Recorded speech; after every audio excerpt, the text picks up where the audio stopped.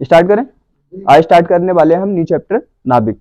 और नाभिक चैप्टर जो बिल्कुल इजी है, क्यों? क्योंकि आपने परमाणु के बारे में अच्छे से पढ़ रखा है। तो नाभिक क्या है? नाभिक अपना क्या है? एक परमाणु का ही एक पार्ट है। सीधी बात है, ये तो आपको पता है। अब क्या करना है, अगर फ्लो चार्ट में भी देखें तो इसमें हमें क्या करने, ओनली 3 टॉपिक पढ़ने, 3 टॉपिक पढ़ने। ठीक है, फ्लो चार्ट अगर हम देखें बहुत छोटा फ्लो चार्ट है इसका, क्योंकि 3 टॉपिक पढ़ने। एक क्या पढ़ना है हमें? एक तो हमें नाभिक को पढ़ना है। ये क्या करना है? नाभिक। ठीक है, नाभिक समझना है यहाँ पे, और अबाउट द नाभिक, जो भी नाभिक के बारे में होता है उसे समझना है। और दूसरा पॉइंट समझना है हमें द्रव्यमान, द्रव्यमान, द्रव्यमान, ऊर्जा, ऊर्जा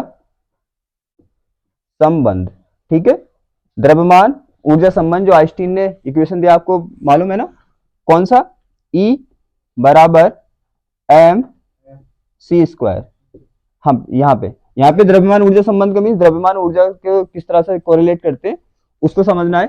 और फिर यहाँ पे समझना है हमें रेडियो धर्मिता, रेडियो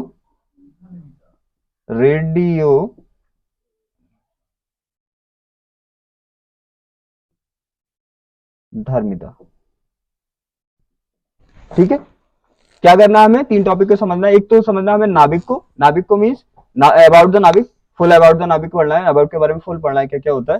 फिर दूसरे पॉइंट पे क्या करना है हमें फिर उसके बाद द्रव्यमान ऊर्जा में जो कोरिलेशन दिया था आइंस्टीन ने, E बराबर mc², उसमें देखना है कि ऊर्जा और द्रव्यमान किस तरह से कोरिलेट होते हैं। और थर्ड पॉइंट यहाँ पे समझना है हमें रेडियो धर्मिता। रेडियो धर्मिता क्या होती है वो तो हम पढ़ेंगे। तो यहाँ पे 3 टॉपिक ही पढ़ने, छोटा सा चैप्टर, ज्यादा बड़ा चैप्टर नहीं है। ठीक है, तो इसे फ्लो चार्ट आप नोट करो, फिर हम स्टार्ट करते हैं इसको। यहां तक समझ आ गया? अब करना है हमें चैप्टर को स्टार्ट। समझ आ गया? 3 टॉपिक पढ़ने, ज्यादा कुछ इसमें है नहीं और इजी चैप्टर है। अब देखो क्या होगा, हम क्या करेंगे, हम इसको एकदम अच्छे से समझेंगे क्योंकि ज्यादा पॉइंट है नहीं इसमें, और जल्दी इसको एकदम एंड भी करेंगे इस चैप्टर का। तो नाभिक क्या होता है आपको पता है, परमाणु में आपने पढ़ा था, तो क्या होगा, कोरिलेट करके पढ़ेंगे तो अच्छा रहेगा नाभिक को परमाणु को, क्योंकि परमाणु आप पढ़ चुके हैं, सीधी बात है। वैसे तो नाभिक के बारे में भी आपको लगभग 60% नॉलेज है, क्योंकि सबको पता है क्या क्या होता है, किस किस में क्या होता है। आपने इसे परमाणु वाले चैप्टर में किया था। तो हम क्या स्टार्ट करते हैं, देखो परमाणु से स्टार्ट करेंगे क्योंकि कोरिलेट करके पढ़ेंगे तो अच्छा रहेगा। अब आपको पता है कि यहाँ पे कुछ ऐसा दिखता है, आपको याद करो, मिडिल में ऐसा दिखता है ना, और उसको क्या बोलते हैं हम? n+p होता, n+p होता ना। फिर उसके अराउंड कुछ ऐसे सर्कल से दिखते हैं आपको, ऐसे सर्कल दिखते, याद है? अब यहाँ पे मैं कमी बना रही हूँ क्योंकि बस समझाना है। तो ऐसा होता है अपना परमाणु। क्या होता है ऐसा? परमाणु की संरचना कुछ ऐसी होती, ये आपने पढ़ा था, संरचना कुछ ऐसी होती है ना। यहाँ तक तो कोई दिक्कत नहीं है। आपको पता है ये जो n+p वाला एरिया होता था, इसको बोलते थे आप नाभिक। नाभिक ही तो बोलते, याद है? इसके चारों ओर जो अराउंड सर्कल होते हैं, इसको आप बोलते थे कोष। आप इसको कोष बोलते थे, राइट? यहां तक पता है, यहां तक तो कोई दिक्कत नहीं है ना। तो अगर हम देखें कि नाभिक क्या है, तो नाभिक आपको पता है परमाणु का ही एक पार्ट है, एक भाग है, जिसे हम नाभिक कहते हैं। यहां तक कोई दिक्कत? ये तो आपने पढ़ा है, सीधी बात है। अब क्या है, हमें ओनली इसके बारे में पढ़ना है। किसके बारे में पढ़ना है? पूरे कंप्लीट परमाणु की संरचना हम पढ़ चुके हैं, हमें ओनली किसे देखना है? ओनली नाभिक को देखना है। तो क्या पढ़ना है आपको इस चैप्टर में? ओनली नाभिक को आपको यहां पे पढ़ना है, नाभिक। बात समझ आई क्या पढ़ना है यहाँ पे? ओनली नाभिक को। नाभिक मीन्स बस आपको इसको देखना है, n+p को देखना है। ठीक है, अब अगर हम देखेंगे नाभिक कहते हैं किसको, तो आपको पता है ये क्या है, परमाणु के स्ट्रक्चर एक सर्कल की तरह है, सर्कल की तरह है ना। अब आपको पता है सर्कल में क्या होता है, एक सेंटर होता है, एक केंद्र होता है। तो सीधी सी बात है, ये भी क्या है, एक सर्कल ही है, सर्कल की तरह है। तो यहाँ पे क्या होगा, इसका सेंटर होगा, केंद्र होगा। अब इसका केंद्र पे कोई भाग दिख रहा है आपको, केंद्र में भाग दिख रहा है ना, कौन सा भाग दिख रहा है आपको? नाभिक। तो नाभिक परमाणु को कहां पे? केंद्र में, उसके सेंटर में। तो हम ये भी तो कह सकते हैं कि नाभिक क्या है, नाभिक परमाणु का केंद्रीय भाग है। केंद्रीय भाग का मतलब परमाणु का केंद्र वाला भाग है नाभिक। बात समझ आ गई? तो अगर हम नाभिक की डेफिनेशन दें तो क्या लिख सकते हैं हम? अगर हम नाभिक की डेफिनेशन दें तो हम ये लिख सकते हैं ना, नाभिक क्या लिख सकते हैं बताओ? हम लिख सकते हैं परमाणु के कौन से भाग को? केंद्रीय भाग को, मतलब केंद्र वाले भाग को, केंद्रीय भाग को क्या बोलते हैं? नाभिक कहते हैं। नाभिक कहते हैं। मैंने आपसे बोला था कि फिजिक्स और केमिस्ट्री एक ऐसे सब्जेक्ट हैं कि आप इनकी डेफिनेशन को नोट नहीं कर सकते। हिंदी की कर लेंगे, सी बात है। पता चला कि खंड काव्य सुनाइए आप गांधी जी के, तो आप गांधी जी के बारे में याद कर सकते हैं, लिख सकते हैं। लेकिन इसे ऐसा नहीं लिख सकते। इसे क्या है, मैंने आपसे बोला है कि बस आपको समझना है, रिटन आपको करना है। समझने का मतलब देखो यहाँ पे दिख रहा है आपको, यहाँ पे क्या दिख रहा है? यहाँ पे दिख रहा है कि ये क्या है हमारा? ये हमारा क्या है? परमाणु है ना। और आपको पता है इसका केंद्र वाला जो भाग है, आपको कितने भाग दिख रहे हैं यहाँ पे? एक तो नाभिक दिख रहा है आपको और एक कोश दिख रहा है। तो आपको परमाणु कितने भाग दिख रहे हैं? 2 भाग दिख रहे हैं। एक क्या है? एक तो इसके केंद्र में है भाग और एक चारों तरफ है। तो क्या होगा? आपको क्या दिख रहा है यहाँ पे कि परमाणु का जो केंद्र वाला भाग है उसी को क्या बोल रहे हैं हम? नाभिक। तो हमने समझ लिया, उसी को यहाँ पे हमने रिटन कर दिया। बात समझ आ रही है? तो इनको समझा जा सकता है, रटा नहीं जा सकता। अब देखो ये हो गया, पहला पॉइंट कर लिया हमने ये। अब बात आती है कि इसकी नाभिक की खोज किसने की थी? नाभिक की खोज किसने की थी? तो परमाणु वाले चैप्टर में देखा था आपने, किसने की थी खोज? रदरफोर्ड ने। किसने की थी? रदरफोर्ड ने। तो दूसरा पॉइंट लिखेंगे हम, और किससे की थी याद है? कौन सा प्रैक्टिकल किया था उसने? अल्फा कण प्रकीर्णन। तो हम लिखेंगे नाभिक की खोज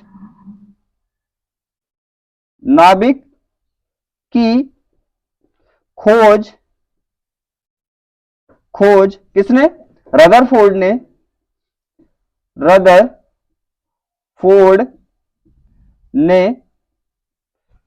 किससे? अल्फा कण प्रकीर्णन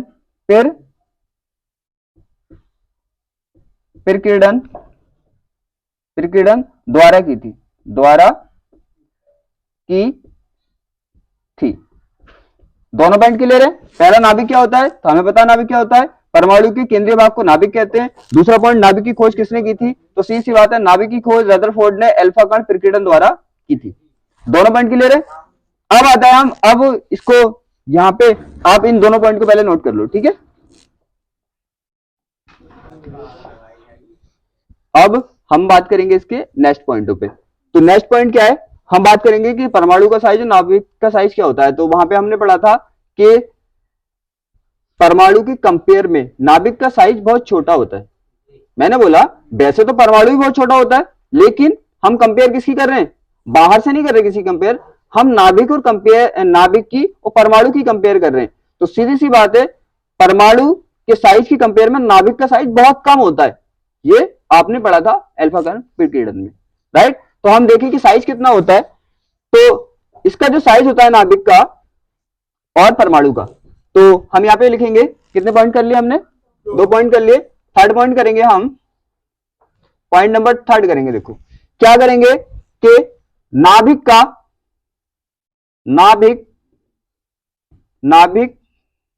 का आकार, हिंदी में आकार कहते हैं ना, इंग्लिश में साइज कहते हैं, आकार 10 की पावर -15 मीटर या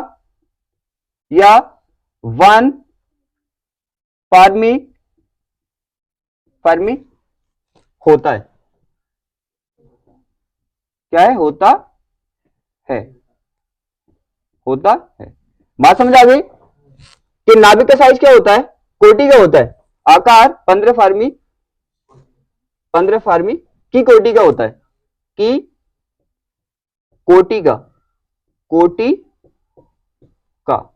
कोटि का नहीं लिखा था ना। अब कोटि का मतलब ही तो समझना आपको, मेन पॉइंट तो ये कोटि का होता है, मतलब क्या होता है इसका। तो क्या लिखा उसने दिया हुआ है कि नाभिक का जो आकार होता है 10 की पावर -15 1 फर्मी कि कोटि का होता है। कोटि का मीन समझो रेंज का, कोटि का मीन समझ रहे हो, रेंज का। मान लिया कि एक चीज क्या है, कोई भी एक चीज है जो 1000 की रेंज की है। 1000 की रेंज की का मतलब समझ रहे हो, ये 1000 से क्या होगी, थोड़ा कम हो सकती है, 1000 से थोड़ा ज्यादा हो सकती है। जैसे कोई चीज 1000 की रेंज की है तो माना वो कितने की हो सकती है, 950 की हो सकती है, 925 की हो सकती है? या हाँ, तो थोड़ा बहुत क्या होगा, ऊपर नीचे होगा। तो सीधी सी बात है, यहाँ पे क्या होगा, नाभिक का क्या होगा, नाभिक का आकार क्या होता है, इतने कोटि का होता है। कोटि का मतलब 10 की पावर -15 मीटर के आसपास ही रहेगा। बात क्लियर है? कोटि का मीन्स रेंज में होगा। क्योंकि आपको पता है क्या कि पर अलग अलग जो हमारे परमाणु होते हैं उनकी नाभिक जो होती है उनका साइज अलग अलग होता है। ये आपने वहां पे पढ़ा था, कोई दिक्कत यहाँ पे? अब देखो, अगर हम देखें पॉइंट नंबर 4 देखें, यहाँ पे पॉइंट नंबर 4 देखें परमाणु का, तो हम बोलेंगे कि परमाणु का आकार क्या होता है, परमाणु का आकार 10 की पावर -10 मीटर या 1 एंगस्ट्रॉम की कोटि का होता है। कोटि का होता है। बात समझ आ रही है? इसका साइज क्या होगा, इसका साइज जो मिलेगा वो 10 की पावर -10 मीटर के आसपास मिलेगा। 10 की पावर -10 की रेंज में मिलेगा, थोड़ा कम या थोड़ा ज्यादा या इतना भी हो सकता है। बात समझ आ गई? अब आपको बताया यहाँ पे 10 की पावर -15 मीटर को हमने क्या लिखा है, 1 फर्मी। तो आपको पता है 10 की पावर -15 किसके बराबर होता है, 1 फर्मी के बराबर होता है। तो क्या होता है, 1 फर्मी किसके बराबर होता है, 10 की पावर -15 मीटर। तो आपको पता है हम इसको क्या लिख सकते हैं, 1 फॉर्म में भी लिख सकते हैं। ऐसे आपको पता है क्या, 10 की पावर, ये जो होता है हमारा 10 की पावर -10 मीटर किसके बराबर होता है, 1 एंगस्ट्रॉम के बराबर होता है। तो हम इसको ये भी लिख सकते हैं। पॉइंट क्लियर है? ठीक है, तो ये पॉइंट समझ आ गए। तो देखो क्या है, दोनों में कितने का अंतर है, दोनों के साइज में कितने का अंतर है, दिख रहा है आपको, 10 की पावर 5 का अंतर है। कितने का, 10 की पावर 5। 10 की पावर 5 का मतलब समझ रहे हो, 10 की पावर 5 का मीन्स होता है कि 10 की पावर 5 ऐसे, इसका मीन्स क्या होता है, इसका मीन्स होता है 1 के बाद आप कितने पॉइंट लगा, कितने जीरो लगाने, 5 जीरो लगाने, 4 5, तो कितना हो गया, इकाई, दहाई, सैकड़ा, हजार, 10,000, लाख, 1 लाख। तो इसका मीन्स क्या है, इतना बड़ा डिफरेंट होता है नाभिक के साइज और परमाणु के साइज में। पॉइंट क्लियर है? ठीक है, तो ये हमारे बेसिक पॉइंट। अब करने वाले हम वो पॉइंट जो यहाँ पे चैप्टर में यूज होंगे, जैसे हमारा न्यूट्रॉन का द्रव्यमान क्या होता है, प्रोटॉन का द्रव्यमान क्या होता है, न्यूक्लियॉन्स क्या होते हैं, ठीक है, उसके बारे में करेंगे। तो ये बेसिक पॉइंट आप नोट कर लो। यहां तक क्लियर है? अब देखो, अब करेंगे हम इसके इंपॉर्टेंट पॉइंट जो चैप्टर में यूज होने वाले हैं। आपको पता है नाभिक के अंदर क्या होते हैं, नाभिक के अंदर न्यूट्रॉन और प्रोटॉन होते हैं। आपको पता है ना, एक क्या होता है हमारा, एक होता है हमारा न्यूट्रॉन, न्यूट्रॉन होता है, और एक क्या होता है हमारा प्रोटॉन। ठीक है, न्यूट्रॉन एंड प्रोटॉन। अब आपको पता है कि इसे किससे शो करते हैं, ये तो सिंपल सी बात है, एन से, और इसे पी से शो करते हैं, राइट, न्यूट्रॉन एंड प्रोटॉन। अब देखो क्या होगा, यहां तो कोई डाउट नहीं है ना। अब आगे देखेंगे हम इसके चार्ज को, इसके द्रव्यमान को। अब आपको पता है, देखो याद करने का आसान तरीका, N4 क्या होता है, न्यूट्रल। N4 क्या होता है, न्यूट्रल का मीन्स, न्यूट्रल तो आपको पता है कुछ नहीं, तो जीरो चार्ज। तो इस पे क्या होता है, जीरो चार्ज होता है। P4 क्या होता है, P4 प्लस, तो इस पे कैसा चार्ज होता है, पॉजिटिव प्लस चार्ज होता है। ठीक है, यहां तक तो क्लियर है। तो इस पे होता है हमारा प्लस चार्ज। यहां पे कोई डाउट है, यहां तक तो कोई डाउट नहीं ना। अब देखो क्या होगा, सबसे पहली बात कि हम देखें इसका आवेश और द्रव्यमान। अब देखो क्या है, यहां पे देखने वाले हैं हम न्यूट्रॉन। जैसे मान लो कि हमें न्यूट्रॉन का द्रव्यमान दिखाना है, तो हम क्या लिख देंगे, mn लिख देंगे। तो mn का मीन्स क्या होगा, m4 मास होता है, n4 न्यूट्रॉन, तो ये हो गया न्यूट्रॉन का द्रव्यमान। अगर इसका दिखाना है तो क्या लिख देंगे हम, np, m4 मास, p4 प्रोटॉन, राइट।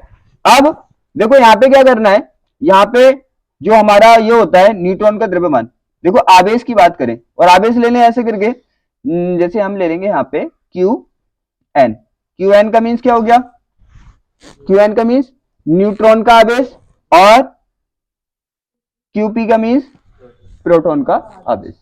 ठीक है, तो पहले बात करें हम एम एम एन बराबर 1.6749 इंटू 10 की पावर -27 kg।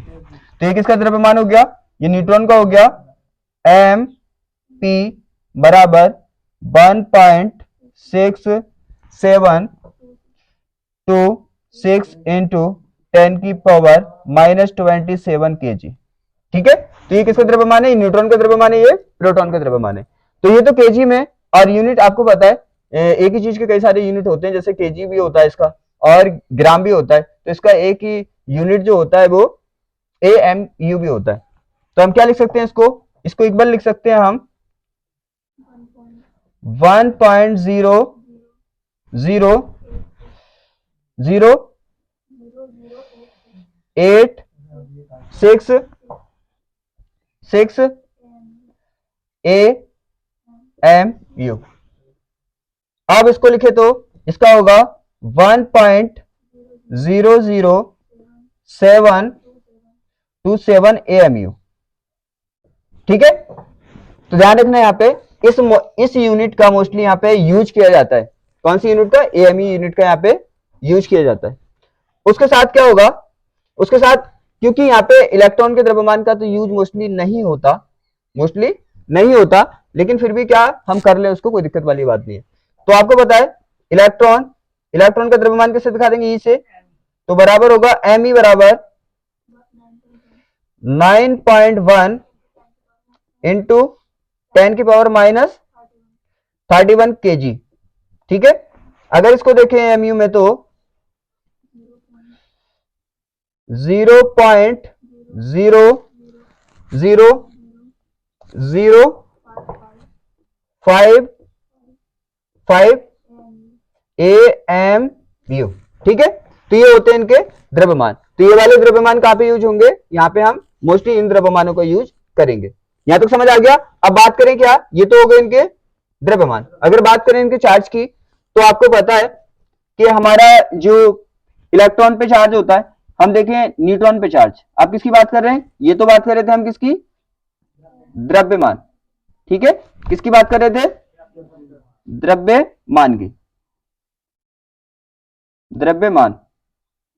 अब हम बात करेंगे आवेश की, किसकी, आवेश की। आपको पता है सी बात है, यहां पे जो आवेश होता है इलेक्ट्रॉन पे, जो आप यहां से जिस सीरीज में ये लिखे हैं ना उसी सीरीज में लिखेंगे। यहां पे जो हमारा न्यूट्रॉन पे आवेश होता है, आपको पता है कितना होता है, 0 होता है, 0 होता है ना। अब उसके बाद देखें प्रोटॉन पे चार्ज, तो आपको पता है प्रोटॉन पे चार्ज और इलेक्ट्रॉन पे चार्ज क्या होता है, सेम ही होता है। तो यहां पे क्या होगा, P होगा, ये होता है 1.6 इंटू 10 की पावर -19। ठीक है, कूलाम होता है, लेकिन ये होता किस चीज में, प्रोटॉन का प्लस में होता है और इलेक्ट्रॉन का क्या होता है, माइनस में होता है, बस यही डिफरेंट होता है। QE बराबर क्या होगा, 1.6 इंटू 10 की पावर -19 कूलाम। बात समझ आ रही है। तो ये क्या होता है, ये माइनस में होता है, बस इतना डिफरेंट होता है। तो ध्यान रखना, ये इंपोर्टेंट पॉइंट्स हैं। ठीक है, और जो आपको क्या करने हैं, ये न्यूमेरिकल्स में यूज होने वाले। ठीक है, समझ में आ गया। तो ये इसकी बेसिक इंफॉर्मेशन थी, इसे नोट करो। यहां तो समझ आ गया। अब देखो क्या है, अब हम समझने वाले हैं क्या, अब समझने वाले हैं इसके नेक्स्ट पॉइंट। अब आपको पता है कि यहाँ पे चार्ज सीख लिया, इसका चार्ज कितना किस पे होता है, वेट कितना होता है वो देख लिया। अब देखो क्या होगा, यहाँ पे कुछ इंपोर्टेंट पॉइंट देखने वाले हैं हम, कि आपको पता है कि इनको क्या बोलते हैं, अब एन और पी, ये आपको पता है न्यूट्रॉन और प्रोटॉन होते हैं, लेकिन एन और पी को अगर एक साथ बोले, पहले हम समझेंगे कि किसी परमाणु का जो हमें शो करते हैं वो किस तरह से करते हैं। तो आपको पता है किसी भी परमाणु को कैसे शो करते हैं, आप किसी भी परमाणु को इस टाइप से शो करते हैं ना, ऐसे करके शो करते हैं। यहाँ पे कुछ लिखा होता है और यहाँ पे कुछ लिखा होता है, ऐसे लिखा होता है ना, और ये हमारा कोई भी क्या होता है, परमाणु होता है, राइट। तो इसका मीन समझेंगे यहाँ पे, ए का मीन्स क्या होता है, जेड का मीन्स क्या होता है। जेड क्या होता है, यहाँ पे देखो जेड होता है हमारा, जेड होता है हमारा, अगर इसको शो करें तो हम इस तरह से शो करते हैं ना, ये देखो जेड होता है परमाणु क्रमांक। क्या होता है, परमाणु क्रमांक, क्रमांक, बात समझ आ रही है, परमाणु क्रमांक होता है। ए क्या होता है, ये होता है हमारा न्यूक्लियन संख्या, न्यूक्लियनों की, न्यूक्लियनों की संख्या, बात समझ आ गई। ये क्या होता है, न्यूक्लियनिक संख्या। अब हम समझने वाले हैं इसके टॉपिक कि क्या होते हैं। अब देखो यहाँ पे क्या होता है, यहाँ पे आपको पता है एन को न्यूट्रॉन कहते हैं और पी को प्रोटॉन कहते हैं, लेकिन अगर एन और पी को एक साथ कंबाइंड नाम देखें, कंबाइंड नाम देखें तो उसे कहते हैं न्यूक्लियॉन्स।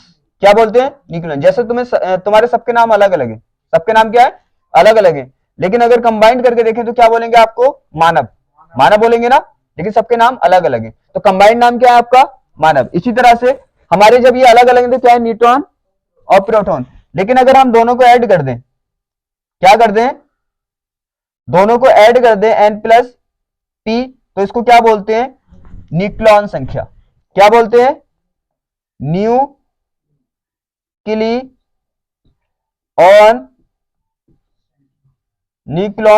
न्यूक्लियनों की संख्या, बात समझ आ रही है, न्यूक्लियनों की संख्या। इसको किससे रिप्रेजेंट करते हैं हम, देखो ए से, बात क्लियर है ना।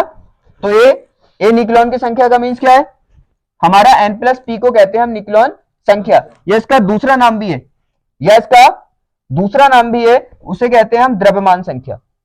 क्या बोलते हैं, द्रव्यमान संख्या, द्रव्यमान संख्या, बात ठीक है, यहां तो समझ आ गया।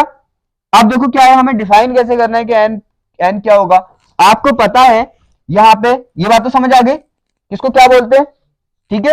अब देखो यहाँ पे जो जेड होता है, ये मैंने पहले ही बताया था, जो परमाणु क्रमांक जेड होता है वो बराबर किसके होता है, पी के, किसके बराबर होता है, पी के, याद है, याद होगा कि परमाणु क्रमांक किसके बराबर होता है, पी के मींस प्रोटॉनों की संख्या के।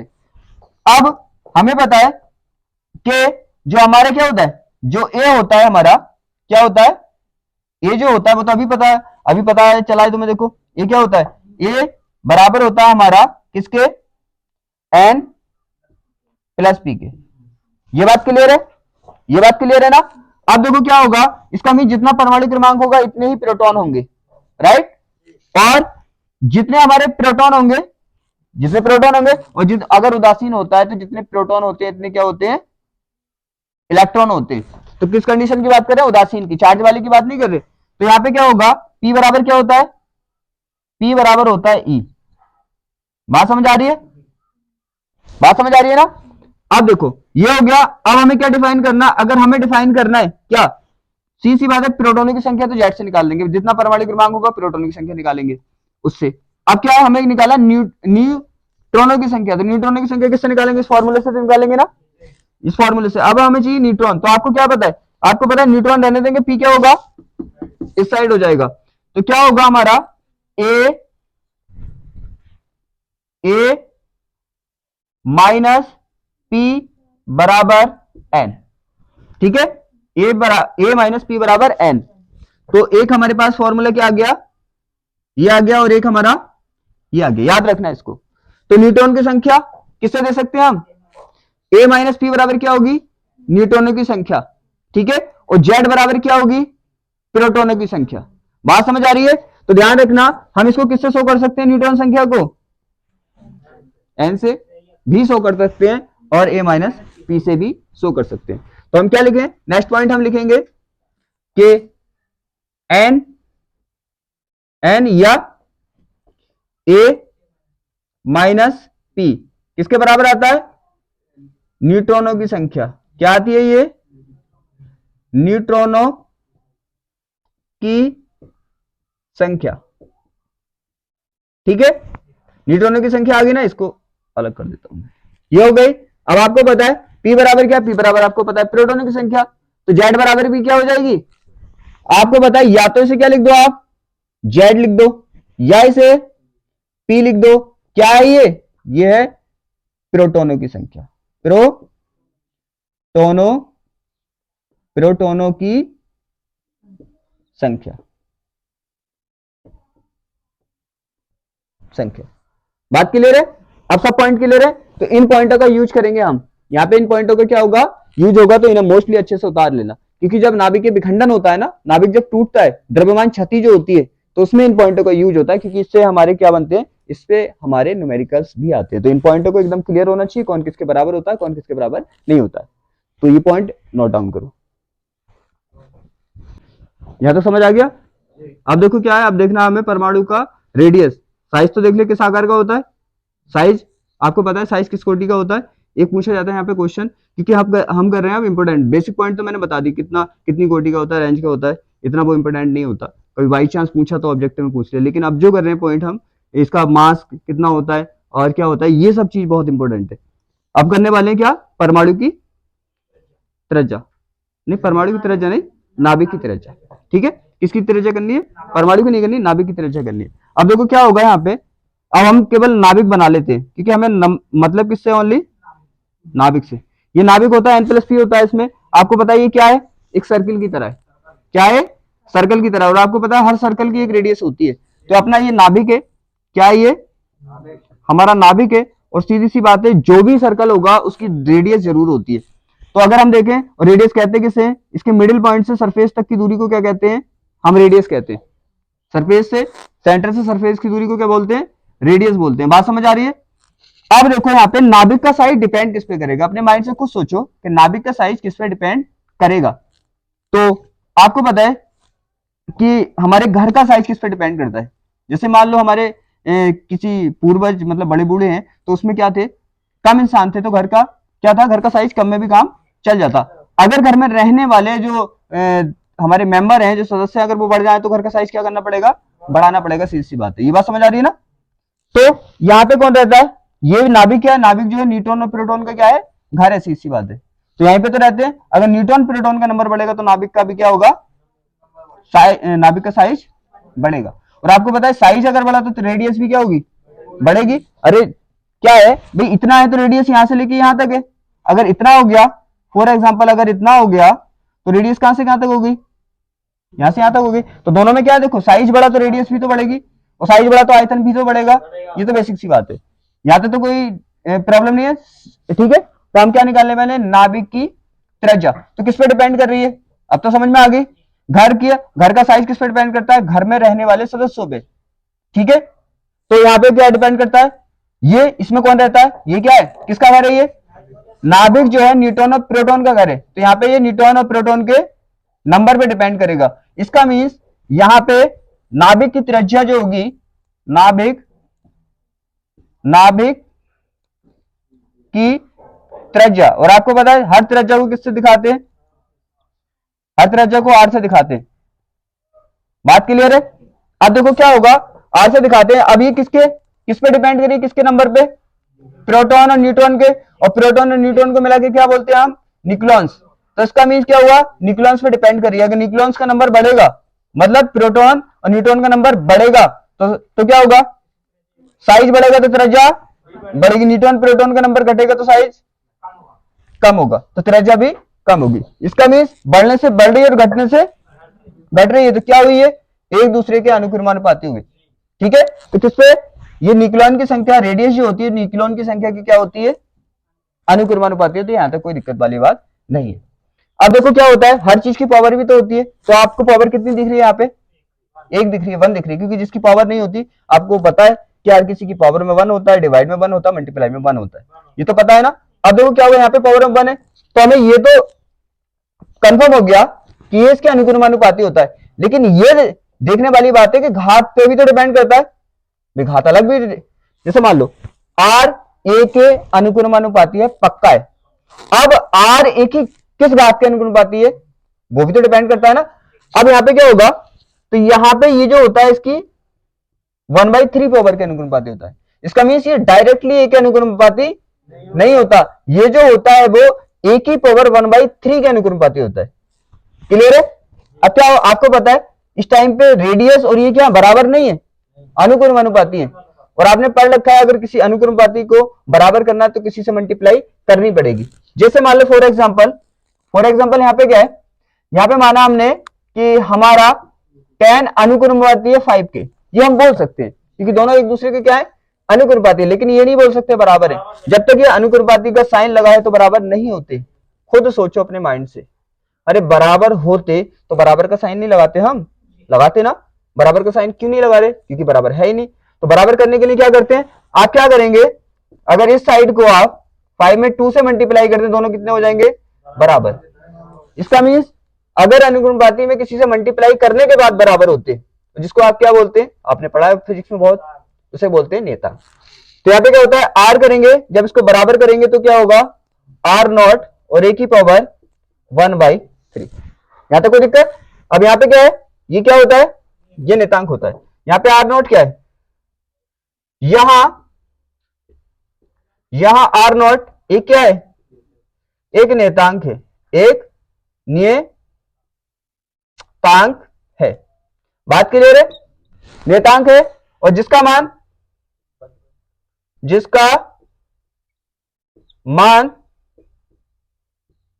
कितना होता है 1.2 इंटू 10 की पावर -15 मीटर होता है। शॉर्ट में लिख रहा हूं मीटर होता है। यहां तक तो कोई डाउट नहीं है ना? सी बात है, पता चल गया। क्योंकि यहाँ पे क्वेश्चन ध्यान रखना, इस फॉर्मूले से क्वेश्चन पूछे जाते हैं। ठीक है, बोर्ड में क्वेश्चन पूछे जाते हैं, इस फॉर्मूले से याद रखना। यहाँ तो समझ आ गया, यहाँ तो कोई दिक्कत नहीं है। अब आगे देखो, अगर हमें क्या निकालना है, मैंने बोला कि हम किसी के, अब खुद सोचो कि साइज को हम कई फॉर्म में दिखा सकते हैं। अरे रेडियस के अकॉर्डिंग भी बता सकते हैं साइज कितना है। आप पता है, आपसे बोलूं मैं एक की रेडियस 10 है और एक की रेडियस कितनी है 20 है, बताओ किसका साइज ज्यादा होगा? तो आप बता देंगे 20 वाले का ज्यादा होगा। तो किससे कंपेयर करके बता रहे हैं इस टाइम पे? रेडियस से। हमें बोल रहे एक का आयतन क्या है 20 मीटर क्यूब है और एक का 1 मीटर क्यूब है, किसका ज्यादा होगा? तो आप बोल देंगे 20। तो आपको पता है कि किसी का साइज बताने के लिए हम कई डिजिट का यूज कर सकते हैं। तो यहाँ पे रेडियस में हम बता रहे हैं साइज कितना होगा, अब हम बताएंगे वॉल्यूम में कितना होगा। यहां तो समझ आ गया। नेक्स्ट देखो, अब क्या होगा, हमें क्या निकालना है, हमें इसका वॉल्यूम निकालना है। तो है क्या ये, अरे ये सर्कल है, गोला ही तो है। अब अगर ये गोले की तरह है तो आयतन भी इसका गोले के फॉर्मूले से निकलना चाहिए, सी बात है, निकलना चाहिए ना। यहां तो कोई डाउट नहीं है ना। तो क्या होगा, हम निकालेंगे नाभिक का आयतन। क्या निकालने वाले हैं? नाभिक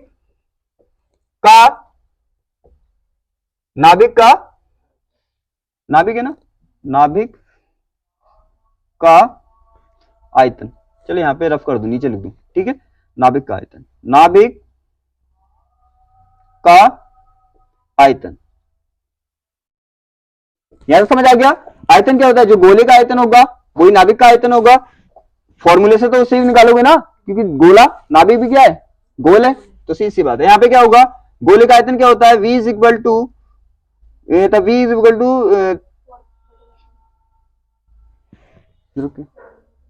रुकिए रे, b बराबर 4/3 पाई। और यहां पे क्या होता है, यहां पे होता है त्रिज्या की पावर 3, जो रेडियस होती है उसकी त्रिज्या की पावर 3। और आपको पता है नाभिक की त्रिज्या क्या है, यहाँ पे r है ना, तो यहाँ पे r रख सकते हैं इसकी जगह। आप जब r रखेंगे तो क्या हो जाएगा, सीधी बात है, r की पावर 3। यहां तक कोई दिक्कत? आपको पता है फॉर्मूला कन्वर्टेशन मैंने आपको बताया था, एक फॉर्मूले से दूसरा फॉर्मूला कैसा बनाया जाता है, और मैंने बहुत ज्यादा फोकस दिया इस बात पे। क्यों? क्योंकि एक फॉर्मूला, अगर एक फॉर्मूला याद है आपको तो कन्वर्टेशन आता है, तो आप बहुत सारे फॉर्मूले बना सकते हैं, याद करने की जरूरत नहीं होगी। अब देखो यहाँ पे क्या है, किसके बराबर है, r किसके बराबर है, हमारा r जो है r नॉट a की पावर 1/3 के बराबर है। तो मैंने कितनी बार ये बताया कि जो जिसके बराबर है उसकी जगह पर लिख सकते हैं ना। तो यहाँ पे r की जगह क्या लिख सकते हैं हम, r नॉट a की पावर 1/3। तो यहाँ पे लिख दूं मैं, तो यहाँ पे जब लिखूंगा मैं इसको तो क्या होगा, पाई, और r की जगह क्या लिख देंगे, r की जगह लिख देंगे r नॉट, और a की पावर क्या होगा 1/3 इंटू 3। कोई दिक्कत यहाँ पे? और आपको पता है ब्रैकेट के बाहर अगर कोई पावर लगी है और किसी पे अंदर भी पावर लगी है तो फाइनली पावर आती है उनकी मल्टीप्लाई करके, क्या करके। अब इसकी पावर कितनी है, 1 1 है ना, और इसकी पावर कितनी है 1/3। आप क्या करोगे, जब इसको पावर फाइनली लिखोगे आप तो ये तो ऐसे ही रहेगा और यहाँ पे पाई रहेगा। अब 1 की 3 से करोगे तो क्या आएगा, r की पावर, अरे क्यूब नहीं हो जाएगा, 3 कम 3 नहीं हो जाएगा। और क्या करोगे 1/3 की 3 से करोगे, देखो ऐसे करके 1/3 की किससे कर रहे हो, आप 3 से कर रहे हो तो इसके नीचे कुछ नहीं होता 1 मान लेते हैं, इसके ऊपर इसके नीचे तो क्या हो जाएगा 3 एंड 3 डिवाइड करेंगे कितना आएगा 1, तो ए की पावर कितना हो जाएगा 1 हो जाएगा। तो ये हम वॉल्यूम यहाँ पे डिफाइन कर सकते हैं। दोनों फॉर्मूले समझ आ गए, सीधी बात है, सबसे ज्यादा मोस्टली ये फॉर्मूला है क्योंकि मोस्टली इससे सवाल ही न्यूमेरिकल पूछा जाता है, यहाँ तो कोई डाउट नहीं ना। अब इसका क्या है, अब इसका बचा हुआ है हमारा, ये क्या हो गया आयतन हो गया, ये इसकी त्रिज्या हो गई। अब एक हम डिफाइन करें तो द्रव्यमान है, द्रव्यमान से हम एक चीज और डिफाइन कर सकते हैं, वो होता है घनत्व। क्या डिफाइन कर सकते हैं, घनत्व। अब देखो क्या करेंगे, तीसरा पॉइंट कर ले हम, नाभिक का घनत्व। क्या, नाभिक, नाभिक का घनत्व, नाभिक का घनत्व। नाभिक का घनत्व क्या होगा आपको पता है, अगर किसी का घनत्व वॉल्यूम की कंडीशन में निकालते हैं तो किससे रिप्रेजेंट करते हैं, आपको पता है रो से रिप्रेजेंट करते हैं। तो रो बराबर क्या होगा, रो बराबर होगा m अपॉन v, यहां तो कोई दिक्कत नहीं है ना, m अपॉन v, ठीक है। अब यहाँ पे m क्या लोगे, m लोगे नाभिक का द्रव्यमान, क्या लोगे, नाभिक का द्रव्यमान, ठीक है। और नाभिक का द्रव्यमान किसके बराबर होगा, अरे आपका द्रव्यमान किसके बराबर होगा, टोटल अस्थियों का और टोटल किसका, पेशियों का है, उसका द्रव्यमान ऐड करके तभी तो बता सकते हो। इसका मीन जो जो तुम्हारे अंदर जिससे तुम बने हुए हो उसका टोटल का द्रव्यमान ऐड कर दो तो आपका द्रव्यमान फाइनली आ जाएगा। तो अगर नाभिक का द्रव्यमान देखें तो नाभिक किससे बना हुआ है, न्यूट्रॉन प्रोटॉन से। तो टोटल न्यूट्रॉन और टोटल प्रोटॉन का द्रव्यमान अगर ऐड कर दें आप तो किसका द्रव्यमान आ जाएगा, नाभिक का, ठीक है ना। तो क्या होगा, यहाँ पे द्रव्यमान किसका है, नाभिक का, और आयतन नाभिक का, आयतन भी तो नाभिक का लोगे, तो नाभिक का आयतन आप निकाल चुके हैं, चाहे आप आर के टर्म्स में देख लें चाहे आर नॉट के टर्म्स में देख लें, ठीक है ना। तो अब बताओ मुझे क्या होगा, द्रव्यमान क्या होगा, यहां पे न्यूक्लियनों की संख्या कितनी है, ए, न्यूक्लियनों की संख्या कितनी है, ए। अब एक न्यूक्लियन का द्रव्यमान कितना मान लिया हमने, एम मान लो, अरे एक न्यूक्लियन का द्रव्यमान मान लिया हमने एन, स्मॉल एम, क्या माना हमने, स्मॉल एम किसका है, एक न्यूक्लियन का द्रव्यमान, ठीक है। और न्यूक्लियनों की संख्या कितनी है, ए, अरे ये तो कर चुके हैं हम। तो इसका टोटल द्रव्यमान किसके बराबर आएगा, आपको पता है ये बराबर आएगा एम ए, बात समझ आ रही है, ठीक है भाई। एक न्यूक्लियन का द्रव्यमान आप निकाल लो और टोटल न्यूक्लियनों की जो संख्या उससे मल्टीप्लाई कर दो, टोटल नाभिक का द्रव्यमान आ जाएगा। तो हम एम की जगह क्या रख देंगे, ये पुट कर देंगे, तो रो इज इक्वल टू आएगा हमारा M A upon B, answer. तीनों पॉइंट क्लियर है, ठीक है ना, तीनों पॉइंट क्लियर है, ऐसा नोट करो, यहां तो समझ आ गया, ठीक है। अगर हम द्रव्यमान संख्या की डेफिनेशन, कभी कभी छोटी छोटी डेफिनेशन पूछ लेता है, जैसे द्रव्यमान संख्या की डेफिनेशन पूछिए तो द्रव्यमान संख्या की डेफिनेशन तो लिख सकते हो ना, चलो मैं लिखा देता हूँ। द्रव्यमान संख्या होती क्या, ये तो समझ लिया, ये तो समझ लिया क्या होती है द्रव्यमान संख्या, नाभिक में कुल न्यूट्रॉनों और प्रोटॉनों की संख्या के योग को तो बोलते हैं द्रव्यमान संख्या, न्यूक्लियनों की संख्या, ठीक है। तो हम क्या लिख सकते हैं इसकी डेफिनेशन, द्रव्यमान संख्या, द्रव्यमान संख्या क्या होती है, क्या आपने क्या सीखा है, आपको तो पता है ना द्रव्यमान संख्या क्या होती है, नाभिक के अंदर कुल न्यूट्रॉनों की संख्या और प्रोटॉनों की संख्या के योग को ही तो योग कर देते हैं, वही आता है न्यूक्लियन संख्या। तो हम क्या लिख सकते हैं, नाभिक में, नाभिक, नाभिक, नाभिक के लिख दो, मैं लिख दो, बात एक ही है, नाभिक के कुल, कुल न्यूट्रॉन, न्यूट्रॉन व न्यूट्रॉन न्यूट्रॉनो, न्यूट्रॉनो व प्रोटोनो, प्रोटोनो की संख्या, संख्या के योग को, योग को, योग को द्रव्यमान संख्या कहते हैं। क्या बोलते हैं? द्रव्यमान, द्रव्यमान संख्या, द्रव्यमान संख्या। और दूसरा नाम क्या है इसका? न्यूक्लियनों की संख्या। गुड। द्रव्यमान संख्या या न्यूक्लियनों की संख्या, अणुओं की संख्या कहते हैं, संख्या कहते हैं,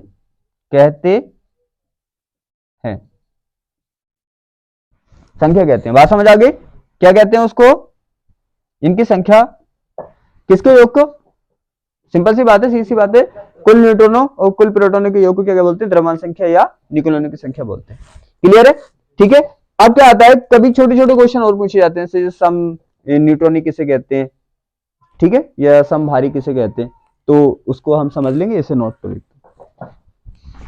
अब देखो यहाँ पे देखने वाले हम छोटे छोटे क्वेश्चन पूछ लेता है वो कभी कभी, जैसे समभारिक, ये सम न्यूट्रॉनिक, ठीक है, ये सम प्रोटॉनिक। तो क्या होता है? तो ये हम पढ़ेंगे नाभिक के प्रकार, नाभिक के प्रकार। तो हम अगला टॉपिक करने वाले हैं नाभिक, नाभिक के प्रकार, प्रकार। अब समझो मतलब होता क्या है, इसका मीन्स क्या होता है। अब देखो क्या होगा, हम इनके वर्डों का मीन्स तो समझ ले। जैसे मान लो सम न्यूट्रॉनिक है, सम मीन्स समान, न्यूट्रॉन मीन्स न्यूट्रॉन। क्या करेंगे अगर हम दो नाभिक लेते हैं? क्या लेते हैं हम? दो नाभिक लेते हैं। तो दो नाभिक में क्या है, अगर न्यूट्रॉनों की संख्या समान है तो क्या बोलेंगे? अरे सम न्यूट्रॉनिक बोलेंगे, क्योंकि न्यूट्रॉन समान है, ठीक है। अगर उनका दोनों का भार समान है तो क्या बोलेंगे? समभारिक। अरे सम का मीन्स देखो, जैसे उसने बोला सम भारिक, भारिक, तो सम का मीन्स क्या आ गया? सम उसने यूज किया समान के लिए, और भारिक यूज किया है भार के लिए। तो क्या होगा, अगर दो नाभिक है हमारे पास जिनका क्या है, भार समान है, तो समभारिक बोलोगे। अगर नेक्स्ट टॉपिक, ये छोटे छोटे क्वेश्चन पूछता है वो, अगर उसने बोला सम, सम न्यूट्रॉनिक, न्यूट्रॉनिक, तो सम किसके लिए यूज किया उसने? सम यूज किया समान के लिए, समान के लिए यूज किया है। और न्यूट्रॉनिक किसके लिए यूज किया है? न्यूट्रॉन के लिए, न्यूट्रॉन के लिए। तो समझ गए? तो ऐसे क्वेश्चन पूछता है, और मैंने पहले ही बोला है आपको फोकस होना चाहिए वर्डों के मीन्स पे, तो आपको पता चल जाएगा। सम का मीन्स समान के लिए यूज करता है, अगर भारी के तो मीन्स भार समान है। इसका मीन्स ये हुआ, जैसे हमारे पास दो नाभिक है, एक नाभिक ये है और एक नाभिक हमारे पास ये है, ठीक है। अब देखो क्या होगा, अगर इस नाभिक में, इस नाभिक में न्यूट्रॉनों की संख्या समान है, तो आप क्या बोलोगे कि इन दोनों में न्यूट्रॉनों की संख्या समान है, तो क्या बोल दोगे इनको? सम न्यूट्रॉनिक। अगर इन दोनों नाभिक का भार क्या हुआ भाई, इसको मान लिया नाभिक फर्स्ट हमने, उसको नाभिक मान लिया सेकंड हमने, सीधी बात है। अगर इनका भार समान हुआ तो क्या बोलोगे आप? समभारिक। कोई डाउट यहाँ पे? या तो कोई डाउट नहीं ना। तो नाभिक के प्रकार में देखेंगे कितने कितने प्रकार के नाभिक हमारे पास होते हैं। देखो यहाँ पे क्या होगा, सबसे फर्स्ट देखेंगे हम, नंबर 1 होगा हमारा सम, समभारिक। आगे पीछे लिख सकते हो, कोई दिक्कत वाली बात नहीं है, ठीक है। समभारिक, तो एक एक जो होते हैं नाभिक, तो कैसे होते हैं? समभारिक। समभारिक का मीन्स जिनका भार समान होता है। एक होते हैं सम, सम प्रोटॉनिक, प्रोटॉनिक, सम प्रोटॉनिक, और इनको बोलते हैं समस्थानिक। इनको एक और बोलते हैं या समस्थानिक, सम स्थानिक, स्थानिक, ठीक है। अब एक होता है हमारा समभारिक हो गया, समस्थानिक हो गया, और क्या बचा? अपने माइंड से सोच के बताओ मुझे। सम प्रोटॉनिक हो गया, और क्या बचा नाभिक में? और क्या दिखता है आपको? सम न्यूट्रॉनिक, सम न्यूट्रॉनिक, ठीक है। मतलब आपको क्लियर समझ आ गया होगा। सम का मीन्स समान होगा, भारिक का मीन्स भार। अगर दो नाभिक है हमारे पास जिनका भार समान है तो समभारिक बोलोगे आप। सम, सम प्रोटॉनिक, आपको पता है प्रोटॉनिक की संख्या अगर समान होती है दोनों नाभिक में तो क्या बोलोगे? सम प्रोटॉनिक बोलोगे। और सम न्यूट्रॉनिक, इसमें अगर न्यूट्रॉनिक की संख्या समान होती है सम न्यूट्रॉनिक बोलोगे। एक नया वर्ड आया सम स्थानिक, अब देखो सम का मीन समान, स्थानिक का मीन स्थान, जिनका स्थान समान होगा। अब कहां होगा स्थान समान? पीरियोडिक टेबल में। क्या? पीरियोडिक टेबल में। अब खुद सोचो कि प्रोटॉनों की संख्या कितनी होती है, किस पर डिपेंड करती है कितनी होती है प्रोटॉन की संख्या? अरे परमाणु क्रमांक के बराबर होती है, ठीक है। और स्थान जो मिलता है, स्थान जो मिलता है टेबल में, वो किससे मिलता है? परमाणु क्रमांक से नहीं मिलता, परमाणु क्रमांक से मिलता है ना। इसका मीन्स ये हुआ अगर अगर प्रोटॉन सेम है, प्रोटॉन अभी क्या लिखा तुमने? अभी लिखा नहीं है, जेड जेड बराबर पी लिखा है ना। अगर प्रोटॉनों की संख्या सेम है तो इसका मीन्स परमाणु क्रमांक सेम है, परमाणु क्रमांक सेम है तो इसका मीन्स क्या हुआ? प्रोटॉनिक संख्या सेम है। अब सोचो किसी का परमाणु क्रमांक 11 है, 11 है ना, और दूसरे का भी 11 है, तो क्या होगा? परमाणु क्रमांक भी सेम हो गया और क्या हो गए? प्रोटॉनों की संख्या भी सेम हो गई। अब तुम्हें बताए अगर परमाणु क्रमांक 11 है तो ये वाला एलिमेंट भी कौन से नंबर पे रखा जाएगा? 11वें पे। और ये वाला एलिमेंट भी कौन से नंबर पे रखा जाएगा? 11वें पे। तो हो गया ना स्थान दोनों का सेम, और एक ही जगह रखे जा रहे हैं ना। समस्थानिक का मीन समझ आ गया कि पीरियोडिक टेबल में उनका स्थान एक ही होगा, क्योंकि तुम्हें पता अगर परमाणु क्रमांक एक ही होगा तो जगह भी एक ही होगी, ठीक है। क्योंकि मैंने बताया था कि जैसे रोल नंबर होते हैं, अगर मान लिया 10 बच्चों को रोल नंबर 1 है तो क्या होगा? रोल नंबर 1 की लिस्ट में, ऐसा होता नहीं है, एक एग्जांपल से बता रही हूँ पीरियोडिक टेबल के, तो क्या होगा? 10 बच्चों को एक ही लाइन में रखा जाएगा ना, रखा जाएगा। इसी तरह से यहाँ पे होगा अगर क्या होगा? परमाणु क्रमांक सेम होगा, क्योंकि आपको पता है हर परमाणु क्रमांक का क्या होता है? एक कॉलम होता है ऐसे करके कि 11 का कॉलम है यहाँ पे टेबल में, तो क्या होगा? जिसका परमाणु क्रमांक 11 होगा वो सब इसमें ही आएंगे। जैसे हमारे पास हाइड्रोजन के 3 समस्थानिक होते हैं, 1H1, 1H2, 1H3। तो देखो प्रोटॉनिक संख्या क्या है सब में? सेम, परमाणु क्रमांक सेम है, तो इसका मीन्स जो फर्स्ट नंबर वाला कॉलम है उसमें ही ये तीनों आएंगे। तो इनका स्थान क्या हुआ? देखो एक ही स्थान पर है तो समस्थानिक हो गए। तीनों वर्ड समझ में आ गए? तो 3 तरह के होते हैं। अगर हमें लिखना है संभारिक की डेफिनेशन तो कैसे लिखोगे आप?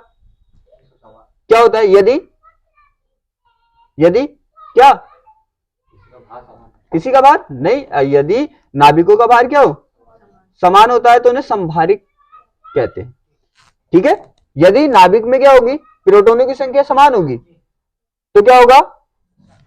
तो देखिए हम ऐसे ऐसे नाभिक नाभिक नाभिक जिनमें क्या होता है? ऐसे नाभिक जिनका भार क्या होता है? भार समान होता है, समान होता है संभारिक है। तो क्या बोल सकते हैं?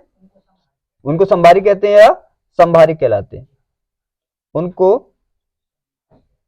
संभारिक कहते हैं, संभारिक कहते हैं, ठीक है। अब ये देखो समस्थानिक, समस्थानिक का मीन्स क्या होगा? ऐसे नाभिक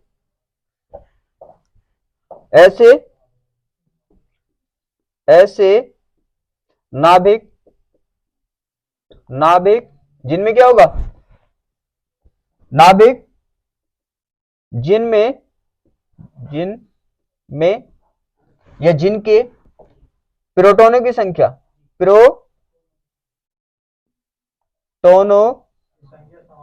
की संख्या समान हो। क्या हो? समान हो या समान होती है, ठीक है, होती है। क्या होता है? उनको सम प्रोटॉनिक कहते हैं, ठीक है। ऐसी तीसरी वाली डेफिनेशन कर लोगे क्या? ऐसे नाभिक क्या होते हैं? ऐसे नाभिक जिनमें क्या हो? जिनमें न्यूट्रॉनों की संख्या समान होती है, सब न्यूट्रॉन कहलाते हैं। तीनों डेफिनेशन के लिए बिल्कुल इजी है।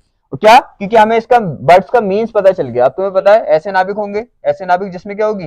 अगर जिनके भार समान होंगे समभारिक कहलाएंगे, प्रोटॉनिक संख्या समान होगी तो क्या होगा, समप्रोटॉनिक कहलाएंगे, न्यूट्रॉनिक संख्या समान होगी तो समन्यूट्रॉनिक कहलाएंगे। यहाँ तो कोई डाउट नहीं ना, इनको नोट करो डेफिनेशन को। यहाँ तो समझ आ गया। अब हम इस क्लास को आज यहीं पे क्लोज करते हैं और अब हम इसको कल करेंगे।